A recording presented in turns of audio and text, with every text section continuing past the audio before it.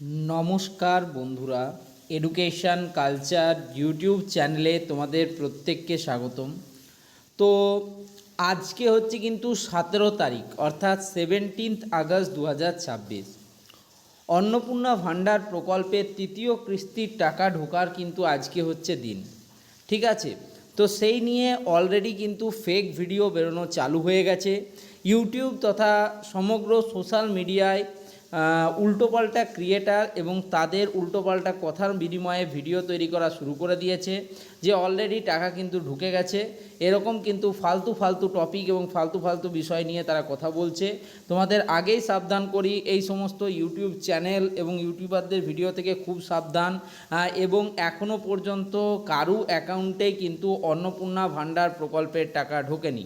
যতক্ষণ না সাংবাদিক সম্মেলন করে সেই টাকা ছাড়ার কথা বলা হচ্ছে, তার আগে কারু অ্যাকাউন্টে টাকা ঢুকবে না।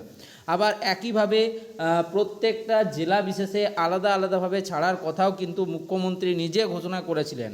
ফলে কারু উল্টোপাল্টা কথায় কান না দিয়ে একদম সোজাসুজি আপনারা কিন্তু সাংবাদিক সম্মেলনের দিকে চোখ রাখুন এবং পরবর্তী নোটিশ আসার অপেক্ষা করুন।